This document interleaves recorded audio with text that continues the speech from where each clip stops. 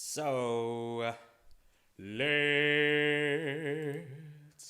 begin. Okay, I made a Twitter thread the other day about freemium apps and how there's many freemium apps that take a chance by calling themselves a freemium app, when in actual fact they are not. So I made a Twitter rant, so I will be reading from it and then speaking about it, because I feel it should be elaborated on, and it's something that should be spoken about, because there's lots of apps slash companies taking their users for a ride. So I really feel that there should be something in between free and freemium apps. I feel freemium should really be the whole app with some cool add-ons slash gear slash capability added on. Not like the app is free to download, but then the basic functionality is paywalled, because that's bullcrap. Um, I end that sentence saying that's greedy and dumb.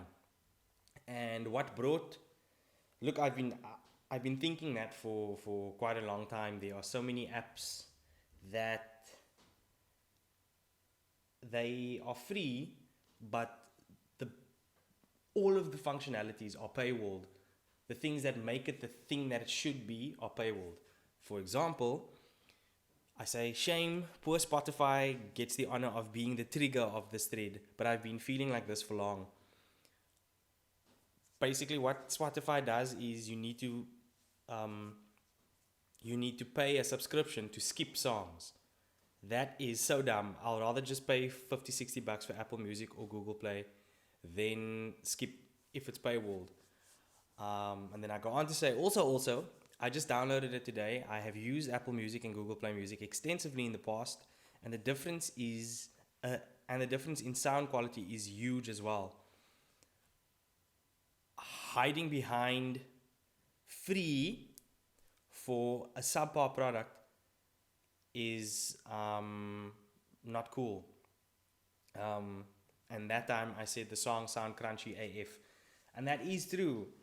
What Spotify has with their free product is they've got this awesome feature where you can share from Spotify straight into Instagram, which is, if you are a musician or a band, that's awesome, because you can take people straight to your music if they have Spotify. It just cuts away so many middlemen um, for getting people to actually listening to your music and streaming it. So on the one side, that's awesome, because even if the person doesn't want to pay for the subscription, they can still listen to it for free. So that's awesome. But in the same breath as that, how do you paywall skipping? That is what makes a music player usable. If I am in a mood for a certain type of music or a certain song, sometimes I don't even know what I feel like, and I will skip until I feel the song is in congruence with the way that I'm feeling. So for you to paywall skipping and say you only get 6 skips per hour is breaking the fundamental usage of that app being a music app. So I felt that was very poor of Spotify. And the other thing that they also do is they crunch the quality of the music, which is a dick move. It's an absolute dick move. So it's a music player, but you can't skip like you want to, and the music is crunchy AF. It's like you can hear the sound quality is probably like, it's just so bad that some of the songs from people that maybe load demos or things like that are barely listenable. So bad it is. Even SoundCloud's sound quality sounds like it was recorded in a master studio in comparison to how crunchy that sounds. So recently, I got the full subscription, and it's a wonderful product now. Um, the sound quality is amazing. You can obviously skip songs, which you shouldn't be excited about as a user, because you're supposed to be able to skip songs. It's not supposed to be a feature that's just supposed to be there. So that was very irritating for me, and lots of companies do this. Is obviously not only Spotify. I go on to say, another culprit that hides key features behind a paywall is Badoo. I don't even want to give Badoo freaking airtime, but it's a dating site, right? And they paywall if someone likes you. That's kind of the main mechanism of a dating thing. So how will I know who the person is? If you paywall that, then I might as well just chat to people on Twitter, because Twitter's, for me, a better aphrodisiac than any of the dating sites, because you actually see and you develop a sense of the person as they are, whereas you're going in blind on a place like Badoo and Tinder. Would you see what else I said? How do you paywall if someone likes you? That is the whole point of a dating app. Basically, all the key features of Badoo are paywalled, but that's just the craziest. Chatting to people is also paywalled. Yeah, chatting to people is also paywalled. You have to buy credits to chat to people. I don't even have words for how dumb that is, for how greedy that is. It's not dumb, it's just plain greedy. And then I go on to say, at least with Tinder, you can chat and match with people freely. They have the freemium model correct, I think. Cool add-on features with the premium versions, but the basic workings of the app are not hidden behind greedy paywalls, and that's for sure. The additions that you get when you get Tinder Plus or Tinder Gold, I forget the names of the add-ons, add really cool things above and beyond the stock standard package that you get with Tinder, and that's how it's supposed to be.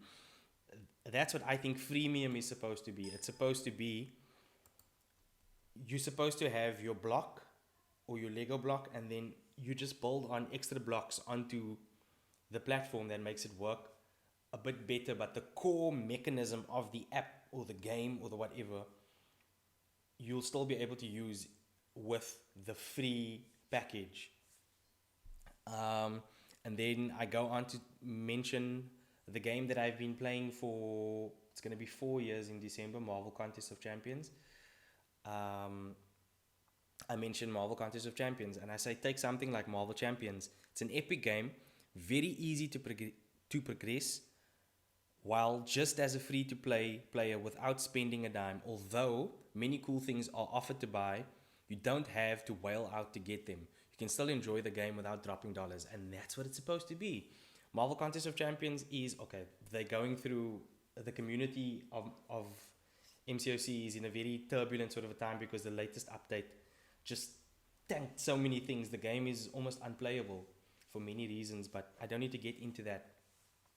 They have the core of the game is awesome. There's so many things to do in that game. That's why people play it for so long. That's why its longevity has been going on for so long.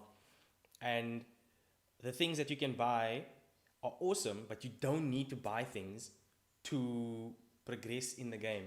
It's either your time and your life that you invest into it by grinding away, or it's your money, your hard-earned money that you invest into the game. So either way, you're going to have to spend either time or money, but you don't have to spend money to get far. There are people that are top players in the game who have done it free to play. And that's again my argument, that there are lots of apps and games that are misusing the freemium term, and I think they should not be allowed to use the term freemium for their app, because they are being scallum.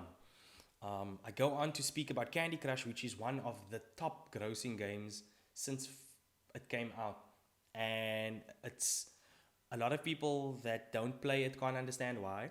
But I think the difference between Candy Crush and maybe a Marvel Contest of Champions is that it's not only gamers or people that can identify with playing games a lot that play it. It's your auntie that is a receptionist at wherever. It's people that aren't necessarily gamers that play it, and that's, I think, its power. So I say, just like Candy Crush, buying boosts really helps, but you can go really, really far with just the lives and bonuses given to you. You really have to strike the balance just right. And I feel a large chunk of the devs and companies are greedy, which they are. And that's a problem with Kabam, the development company of Marvel Contest of Champions as well. The game is cool, and you can, as I said, you can progress free to play, but they are very very greedy. Although their game is awesome, the more successful the game becomes, the greedier they become, and the people that shell out thousands of dollars, not thousands of rands, thousands of dollars on the content to get on the boosts and to get new champions. You get new champions in Crystal, so they whale out like thousands of dollars to get new champions, and lots of the inner workings of the game and the game modes that get people to spend money to get more revive and health potions. They have been, and they are becoming very greedy, but you can still play the game without spending money. But yeah, you need to get that balance right. I'm going to talk quickly now because I actually have a band practice to go to. I'm going to speak about a few more apps I say here where YouTube, Twitter, Facebook, WhatsApp, and Instagram pummel us with gratuitous ads. I will take those ads any day because their products are really good and they keep improving them. That's why they are the best at what they do. That's vanzelfsprekend. The big companies know what they're doing and they get their revenue via ad spend. So if I'm going to have to click away stupid ads, but the product is amazing, what can you do? I would rather do that than be paywalled to get the good products. One more, I speak about Musician. It's a app where you can learn how to play a musical instrument, but mostly guitar, is also another culprit. It's a great app, but where something like Duolingo lets you do your lessons for the day as much as you want, maybe revising old lessons, Musician caps your guitar lessons to about 20 minutes a day before your lesson is done. And that's very irritating. That actually makes you not want to learn because you get into a flow and then suddenly your lesson is up and it's interrupted with ads the whole time. I would say if you're very serious about learning the instrument, cool, maybe you can spend some bucks on it, but it's discouraging to someone that is maybe not that committed to it. And so yeah, I go on to say sometimes you have longer to spend and some days you have none. Musician definitely is good enough to invest in if you're serious about learning, but it's still a pain. Even if you just want to revise old lessons for free, it will already be much better to curb the lessons from going too long. I don't know, not that. To curb rushing the lessons, because that's what you end up doing. You know that there's a certain time frame you have, so you rush. Like I'm trying to rush through this vlog to try to get done with it because I'm scared that I go over the 15-minute mark. I've got exactly 2 minutes left before this camera shuts down. So yeah, too long. TLDR, freemium, certain apps and stuff should not be allowed to use the moniker freemium. There should be one in between free and premium, and between freemium and premium, because they are hiding the core functionality of the apps and paywalling it. So that's just what I wanted to say in a very long way. Kudos to all the app developers out there. I know it's crazy difficult to develop an app and keep it updated. That's why you guys get paid so much money. But yeah, just a bit more transparency in what's available. Maybe in the write-up of the app, say the features that are available before we download it. Otherwise, we're just going to undownload it and try something else, or maybe spend money on something that's a bit of a better app. Cool. Thanks for watching. Subscribe and listen to my music, watch my videos. I hope to record some more shorts and stuff. I keep saying that, but I am going to do it. I'm getting my headspace right to do it. And I know I'm talking very fast now, but I know that I've got a clock that I need to get to and stuff to do. So thanks for watching, and I hope you enjoyed it.